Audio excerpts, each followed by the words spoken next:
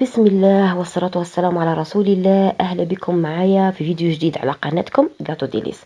يا ربي كامل تكونوا في أتم صحة وتمام عافية، متهنين ولاباس عليكم. وصفتنا اليوم وصفة مطاعم فاخرة اللي هي دجاج بالكريمة، وصفة شهيرة كامل راكم تعرفوها. في الفيديو تاعنا اليوم طبق تاعنا راح نخدموه بدون كريمة، ولكن في نفس الوقت راح يكون نفس الطعم والنكهة والقوام تاع البولي على كريم او دجاج بالكريمة الطازجة. اول حاجه اللي هنا عندي كميه من الدجاج. انا هنا عندي كيلو من السكالوب او 3 انصاف كيما راكم تشوفوا. نحكم اني نقيهم او نعطيهم الشكل تاعهم. نحاول اني نحي هاد الزوايد البيضاء او الشحمات الرقيقه هادو اللي يكونوا فيه. نحي العظم التحتاني هذا، يعني مش عظم احنا نقولوا له القرقش. والفوق كاينه ثاني عظمه رقيقه خلاص دوك تشوفوها.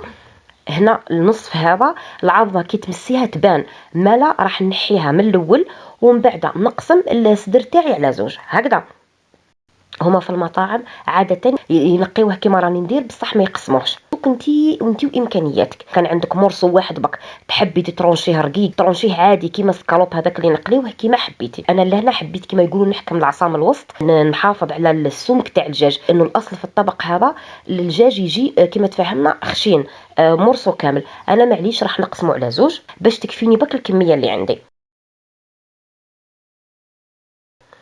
والنصف الاخر حبيت اني نوريه لكم. هنا نسيت نقول لكم باللي هذا المورسو اللي يجي زايد ديما طرف زايد هكذا على السكالوب، من الاحسن انك تنحيه اولا على الشكل، وثانيا باش ما يقعدش هكذاك وحده من بعد يجي رقيق بزاف في المقله يتحرك هكذا. نحيه. وهنا المورسو هذا كي تكبسيه تلقاي العظمه هذيك اللي الفوق مغروز لداخل.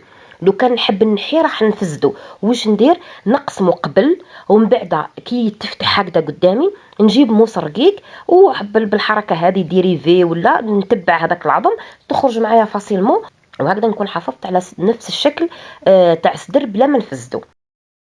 وطبعا هاد القطع كاملين نحيتهم درت بهم مريقه تاع بطاطا بالمعدنوس بالقارص والمعدنوس، جات يعني ما شاء الله.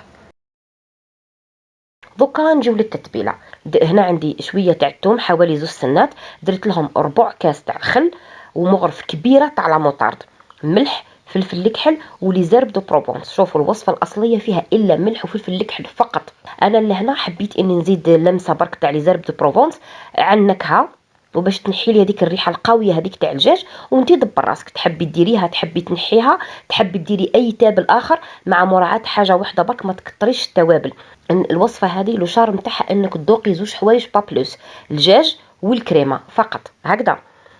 نحرك مليح ونجيب لي مورسو تاع الدجاج تاعي، ندير لهم لا ماريناد تاعهم ونخبيهم في الفريجيدار على الاقل واحد 2 سوايع 3 سوايع ضروري. علاش؟ لانه الدجاج تاعنا كما شفنا راهو مورسو كبير، لازم يديو وقتهم في التتبيله تاعهم مع الخل ولا موطارد. لا موطارد ثاني فيها نسبه كبيره من الخل والحمض، يعني تزيد تطري الانسجه تاع الدجاج. انت لا كنتي راح ديري دي طرونش تاع سكالوب رقاق واش عليه تقدري تغطسيهم في التتبيله هذه وتستعمليهم عادي، ما كان له تخليهم وقت طويل. انا كما قلت لك راح نضطر اني نخليهم مده طويله باش تطرى لي الانسجه تاع الدجاج بعد ما تديريش وقت في المقله هكذا. وانا لهنا خليتهم باتوا ليله كامله، خدمتهم ليله من قبل. كي نجي راح نطيب نحكم مقله ندير فيها شويه تاع الزيت ونسخنها مليح. لازم المقله تاعي والزيت يكونوا سخونين على الاخر، ونبدا نهبط بلي طرونش تاوعي. هنا حابه نوريلك بك الزيت شحال راهو سخون.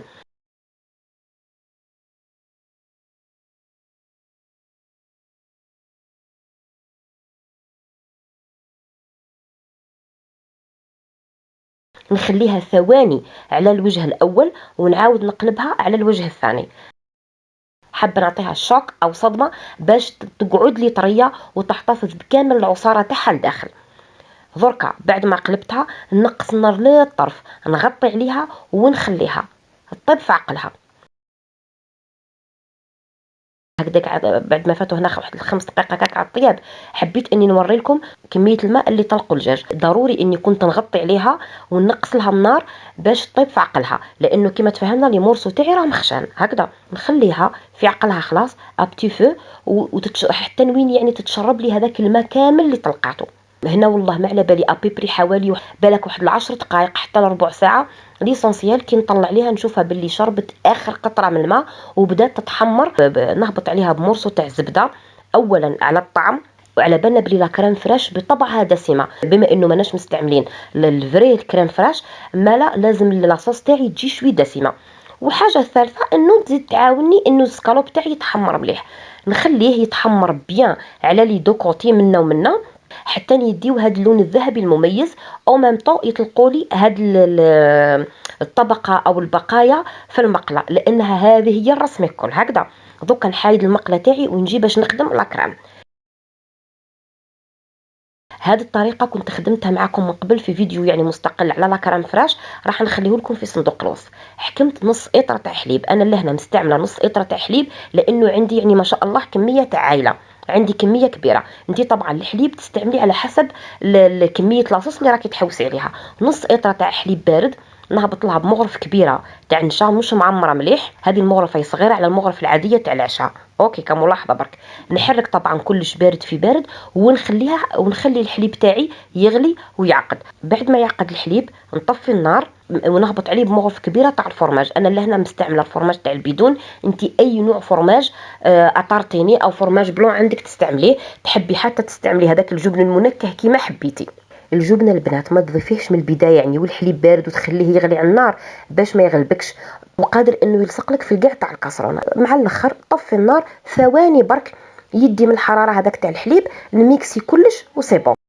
دوكا نعاود نرجع المقله تاعي على النار، نعاود نخليها تسخن شويه، ونهبط بفص واحد تاع الثوم ابان برك تخرج ريحته ميم با يصفار، ونهبط نعطيه تحريكه وبسرعه نهبط بالحليب او بلا كريم اللي خدمناها. هادو الكتل اللي راكم تشوفوا فيهم تاع فرماج بركاها ماهمش نشا، ماهمش كعبر تاع نشا. شوفوا داك اللون اللي تحصلنا عليه، وهذه هي النتيجه بالضبط اللي راني حابه نوصل لها. الطبقه هذيك اللي قعدت في المقله كي نهبط عليها بلا كريم او بلا صوص هذيك اللي خدمناها سخونه، راح يذوب كلش مع بعضه. وشوفي هذاك اللون ما شاء الله تحصلت عليه.